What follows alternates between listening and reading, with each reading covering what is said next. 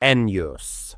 Undoubtedly, having a dog in the house, especially when a person lives alone, is of immense value. It's not just about having company, but also about security. Canine instincts are extraordinarily developed, allowing them to notice the slightest changes in their environment before a human does. That's why, when the author moved out of his parents' house and began living on his own, he firmly decided to get a four-legged friend who could not only brighten his loneliness, but also protect him if necessary. This loyal companion became Jenny, a German shepherd known for her boundless devotion, protective instinct, and amazing ability to sense danger. In moments when the silence in the house became oppressive and the space seemed too empty, Jenny's even breathing, or the sound of her claws gently tapping on the parquet floor, helped the author cope with feelings of loneliness. She was more than just a pet to him. She became a true member of the family. That evening started out completely ordinary and gave no indication of any trouble. The author spent most of his time comfortably settled on the couch, engrossed in watching a series on his laptop. Jenny, as usual, lay on the rug, in a semi-sleeping state, but always remaining vigilant. Around midnight, the author decided it was time to go to bed. He carefully locked all the doors, checked the windows, and turned off the lights before climbing under the warm blanket. At first, silence reigned in the house. However, suddenly Jenny jumped up abruptly. Her body tensed, her ears perked up alertly, and she turned towards the front door. The author, alarmed, sat up in bed, trying to catch the slightest sound. A moment later, a muffled knock was heard. He froze, unsure if he had imagined it. Who could be knocking on the door so late at night? Jenny barked sharply and deeply, and immediately the knock was repeated, this time more insistent. The author cautiously slipped out of bed and headed into the hallway. From there, he could see the front door, but he couldn't make out who was standing behind it. Jenny was already there, pressed against the door with her whole body and barking furiously, which made the author's heart clench. Then he heard a male voice shout, "Delivery! I just need you to come out so I can take a picture as proof." Every word seemed out of place and suspicious. Delivery services don't operate at this hour, the author thought. Besides, he hadn't ordered anything. Intuition told him to remain silent and not open the door. He hoped the stranger would realize he had the wrong address and leave. However, instead, the knocking turned into rough banging. Jenny growled with such ferocity that she seemed ready to tear the door to pieces. The man raised his voice, now sounding more insistent. "Come on, I just need you to come out for a second." The author, gripped by fear, retreated into his bedroom, locked the door, and grabbed his phone with trembling hands. He dialed 911. The operator answered immediately, asking what was happening. The author, trying not to raise his voice, whispered into the phone that someone was at his door, pretending to be a delivery person and trying to get him to come out. The dispatcher's calm voice advised him to stay on the line, not to leave the room, and not to make any noise. Police officers were already on their way, but as the author spoke, the situation began to deteriorate rapidly. The banging became stronger and stronger, and the door began to shake in its hinges. Jenny barked furiously, throwing herself at the door as if sensing imminent danger. And then there was a sharp crack of breaking wood, echoing throughout the house. The author's insides went cold. The stranger was trying to break down the door. Jenny lunged forward as soon as the door gave way. The sounds that followed merged into a chaotic nightmare, the dog's ferocious growling, the man's gasps, the crash of falling furniture.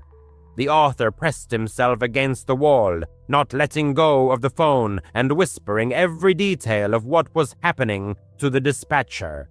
"He's inside! My dog is attacking him! Please hurry!" Suddenly, there was a metallic clang, and something fell to the floor. In the chaos, the author didn't immediately realize that it was more than just an object. It was a knife. The author's heart seemed to stop beating. The next sound caused him unbearable pain. Jenny yelped pitifully.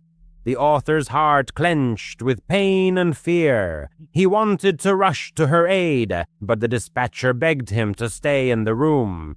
Tears burned his eyes as he helplessly listened to his loyal dog desperately fight for his safety. The man cursed, fending off Jenny, and the house shook with every movement they made. The author couldn't tell who was gaining the upper hand in this fight.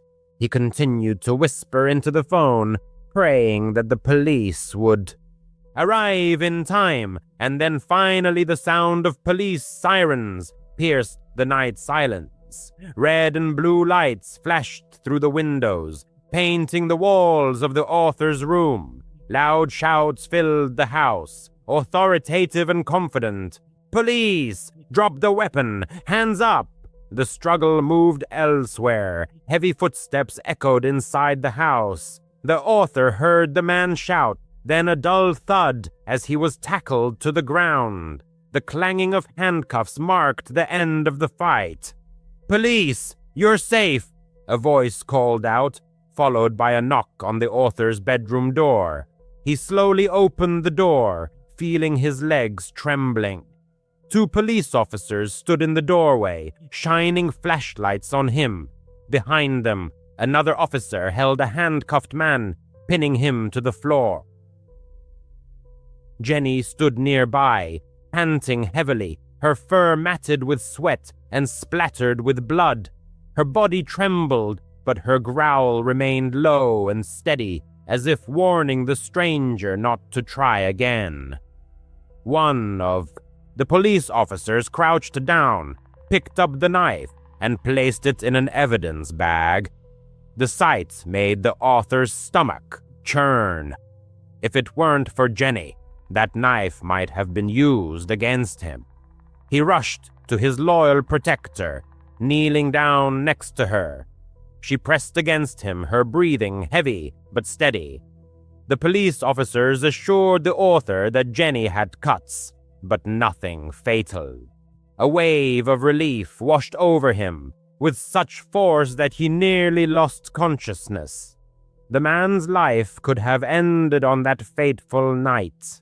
The police officers who arrived at the scene told him something that still makes him shudder.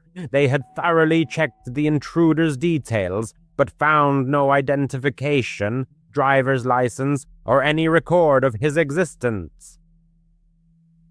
It was as if the man simply didn't exist.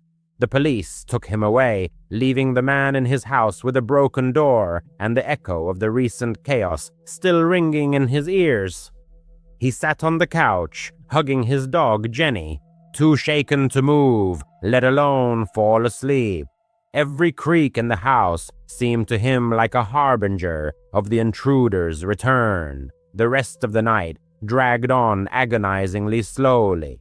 Jenny eventually dozed off in a restless sleep next to him, but he remained vigilant, his eyes fixed on the doorway, which was now just a gaping hole sealed with police tape.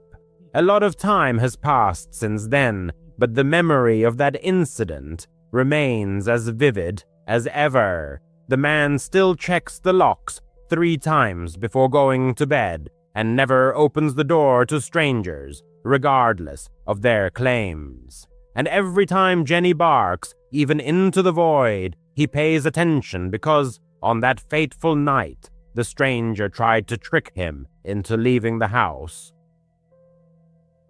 If it hadn't been for his dog's vigilance and the prompt arrival of the police, he might not be alive to tell the story. Jenny saved his life. About 3 months ago, he moved to a new house in a quiet suburb where everyone keeps to themselves. The lawns are neatly manicured. The cars are impeccably parked in the driveways, and you can exchange a polite nod with the neighbors when you pick up the mail.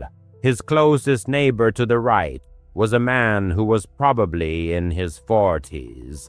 The man had only seen him a few times, mostly when he was leaving for work early in the morning. The neighbor seemed quiet and a bit strange, but he figured he just valued his privacy, and he was okay with that. About 2 weeks ago, the man was in his living room late at night when he heard a faint but distinct sound. It was a female voice filled with panic, crying out for help. "Help! Somebody! Help me!" His heart pounded in his chest. The sound was coming directly from his neighbor's house. The cry was followed by a muffled thud, and then silence. He turned down the volume on the TV, straining his ears to catch anything else. For 10 minutes, nothing happened. He tried to convince himself that it was probably just a normal argument between spouses, and that it was none of his business. The man tried to put it out of his mind and go to sleep.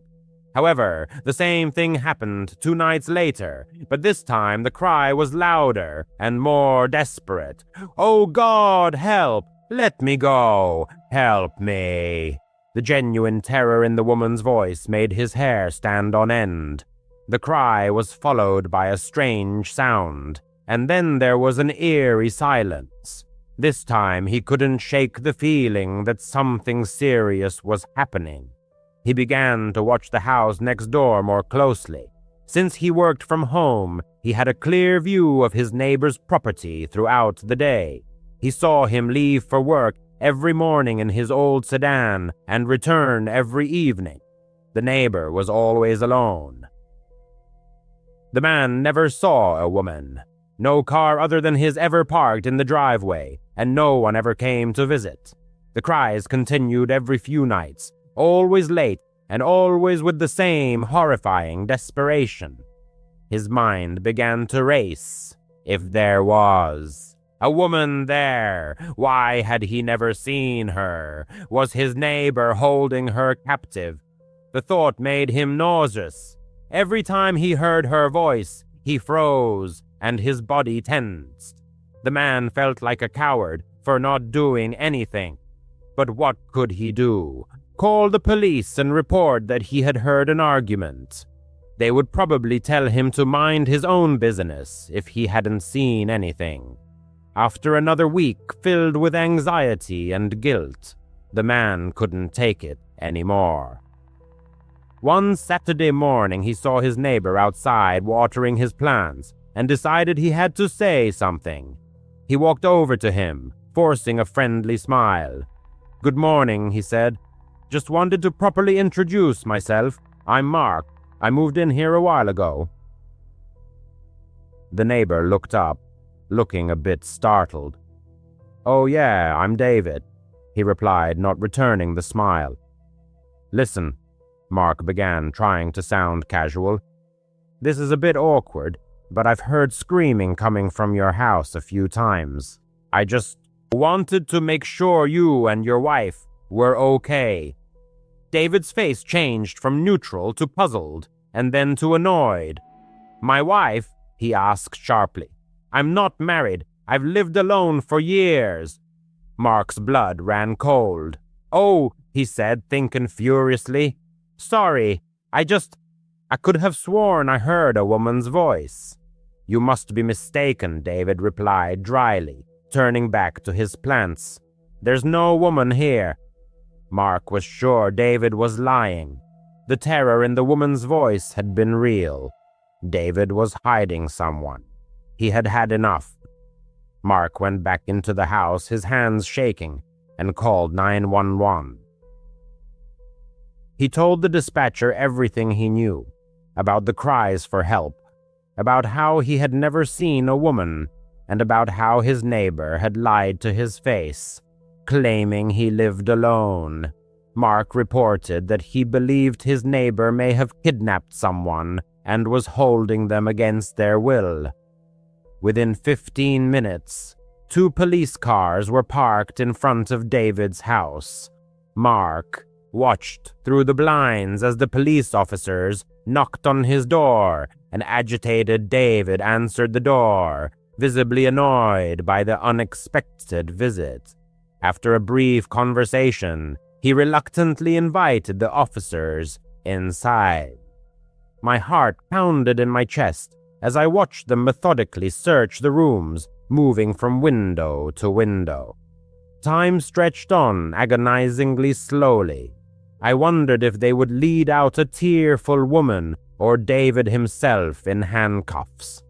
After about 20 minutes, the officers emerged, followed to my astonishment by David, not only without handcuffs but laughing. One of the officers, spotting me on the porch, addressed me. "You called the police, sir?" "Yes, that was me," I replied, feeling utterly bewildered. "Did you find her?" The officer sighed and suggested, "We've located the source of the noise. Why don't you take a look for yourself?" He gestured for me to come into David's yard. David, still chuckling, led us to the back patio. There, in a luxurious cage, sat a huge macaw, preening its vibrant blue and green feathers. The bird tilted its head, looked directly at me, and suddenly, perfectly mimicking a frightened female voice, screamed, "Help! Somebody! Help me!" I was dumbfounded. My jaw dropped. David, ceasing his laughter, explained, "I adopted him from a shelter a couple of years ago. His previous owners had a tumultuous relationship. During arguments, the wife would often call for help. The parrot just picked it up. He's a master at copying her voice." At that moment, the parrot let out another blood-curdling cry for help, and I felt a mixture of relief and utter embarrassment. It turned out that for 2 weeks I had been living in a thriller of my own making, convinced that my neighbor was a monster.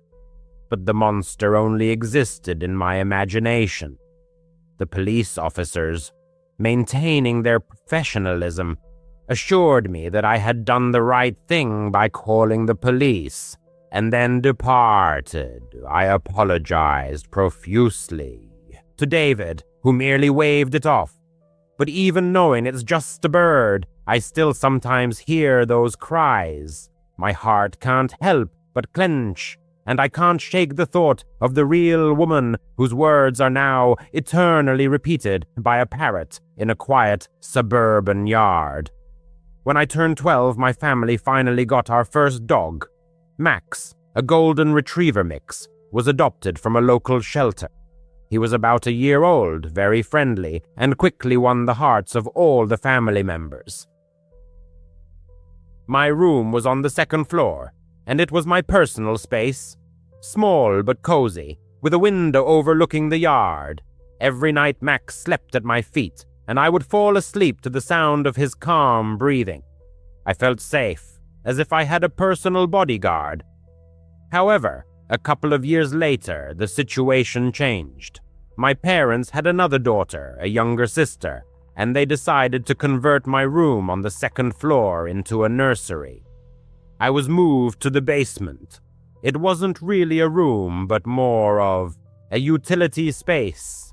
The concrete walls, although painted white, were peeling in places, and the floor was covered with a thin carpet on cold cement. A small window near the ceiling let in meager daylight, so it was always dim, even during the day. The creaky staircase made a loud noise with every step, and the air was always filled with the smell of dampness, like old newspapers or wet earth. My parents tried to cheer me up, saying that posters and a lamp would help make the room cozier. I certainly wasn't thrilled, but at 14, Arguing was pointless. The first night in the basement, I called Max to sleep with me, as usual. He followed me to the top step of the stairs, but when I started to descend, he stopped. His ears perked up, and he stared into the darkness below. I gently pulled him by the collar. "Come on, buddy, time for bed." But he backed away, whimpering softly. Maybe he was afraid of the stairs, I thought. They were steep and narrow, so I picked him up and carried him down. As soon as I put him on the floor in the room, he ran to the door and started scratching it, whimpering louder than ever. It wasn't a playful whimper, but a cry of desperation, as if he was terrified. I tried to pet him, give him a treat, but nothing helped. He paced by the door, his eyes wide with fear, until I finally gave up and let him out. He immediately ran upstairs and fell asleep on the couch. This story repeated every night. Max flatly refused to go down to the basement. If I tried to force him, he would whimper and cry at the door until I gave up. My parents thought it was strange, but didn't think much of it. "Dogs have their quirks," my father said. "Maybe he just doesn't like the cold down there." But it started to bother me. Why was he acting like this? The basement was fine during the day, but at night it became very quiet. Too quiet.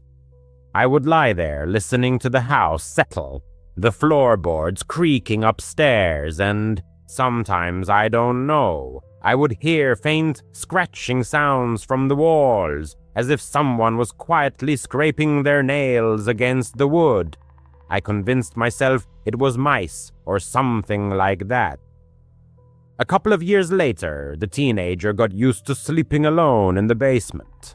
At 16, the family decided to get another pet, as Max, their previous favorite, was getting older and losing his energy. That's how Buddy, a young Labrador radiating energy, came into their home. The teenager hoped that it would be different with the new friend, that he would keep him company downstairs, unlike Max. On the very first night, he took Buddy with him to the basement. At first, the dog behaved normally, sniffing around the space. But as soon as the door closed and the lights went out, he froze. The fur on his back stood up, and he stared at the far corner of the room, opposite the bed, where the walls converged in a shadow unreachable by the lights of the lamp. Then came the bark, not a friendly one, but a deep, aggressive growl, interspersed with sharp yelps. His attention was riveted to the empty corner, as if something was present there. The teenager sitting on the bed felt his heart pounding in his chest. "Buddy, what's wrong?" he asked. But the dog didn't stop, continuing to stare into the void. His eyes were fixed on that spot, his ears pinned back, his teeth bared. Turning on the light, the young man saw only bare walls, a little dust on the carpet, and nothing more. No insects, no moving shadows. Buddy continued to bark for another 5 minutes until his owner opened the door and let him out. The dog shot up the stairs and never returned. The same story repeated with Buddy. He disliked the basement from day one. If they tried to force him to stay, he would whimper, scratch at the door, and bark at the same empty corner. It scared the teenager. What did the dog see that he didn't? Soon he began to notice other strange things. The temperature in the room would drop randomly. Reading in bed, he would suddenly feel the air become 10 degrees colder. Even in summer, goosebumps would run down his body. Sometimes the air felt heavy, as if someone was breathing with him. One night, he heard footsteps, not from above, but a soft shuffling on the carpet in his room. Half asleep, the teenager felt the footsteps approaching the bed. Sitting up abruptly, he turned on the light, but saw no one. The door was closed. There was no one in the room. His heart was pounding so hard that he couldn't fall asleep for a long time. Checking the window, he made sure it was locked and too high for anyone to climb in. From then on, he started leaving the nightlight on. Then things started to move. First, small things. A phone left on the nightstand would end up on the floor, on the other side of the room. The zipper on the backpack, which he had definitely zipped up, was unzipped. The young man tried to convince himself of forgetfulness, but deep down he knew it wasn't true. One day he found scratches on the inside of the closet door, thin lines as if from fingernails. There were only shelves and clothes in the closet. He couldn't have done it. Enna's the dog's reaction only made things worse. Even during the day when the teenager brought Buddy down to play, the dog would whine and pull toward the stairs. Max wouldn't even go near the top step anymore. Sometimes both dogs would start barking at the basement door upstairs, as if they could hear something that humans couldn't. The teenager started searching online for information about why dogs behaved this way. Some sites suggested they could sense mold or gas leaks that people didn't notice. He convinced his parents to check the basement. His father bought a carbon monoxide detector. Everything was fine. No visible mold or pests were found. But the strange occurrences continued. One night, the teenager heard whispering, faint murmurs, like a quiet voice with indecipherable words, were coming from that same empty corner. He froze under the covers, straining to listen. The whispering stopped as soon as he turned on the light. Sleep was out of the question. The scariest night happened about a month after Buddy arrived. The teenager was home alone. His parents had taken his sister to some family event. He tried to go to sleep early, but around midnight, the dogs upstairs started going crazy, barking, growling, and scratching at the basement door. When he went upstairs, he saw them staring down at the staircase, their fur standing on end. "What's wrong, guy?" he hissed. Just then, there was a loud thud from downstairs, like something heavy had fallen in his room. Grabbing a flashlight, the teenager went downstairs. The dogs refused to follow him. At first glance, the room looked fine. The door was closed, the bed was made, but the closet door was slightly ajar. He distinctly remembered closing it before. His heart was pounding. Pushing the door open, he saw a shoe on the floor, not his. An old, dirty, child-sized sneaker, covered in dust. Where had it come from? Picking it up, the teenager found a folded piece of paper inside. It was a drawing done in pencil, a crude picture of a house and a family, but one figure was furiously crossed out with a black marker. Terrified, he ran upstairs and locked the basement door. The dogs calmed down as soon as he came up. When his parents got home, they saw the shoe and the drawing. They were baffled. They guessed it was stuff left behind by the previous owners, hidden in the walls. The house was old, built in the 70s. His father inspected the closet and found an unattached panel in the back wall. Behind it was a small space, empty except for insulation and cobwebs. Probably just some old junk that fell down there, he said. But why was it happening now? And why did the dogs hate the place so much?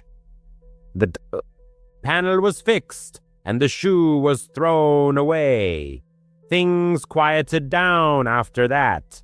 There were no more thuds or whispers, but the dogs still refused to go into the basement. The teenager left for college last year, and honestly, doesn't miss that basement room at all.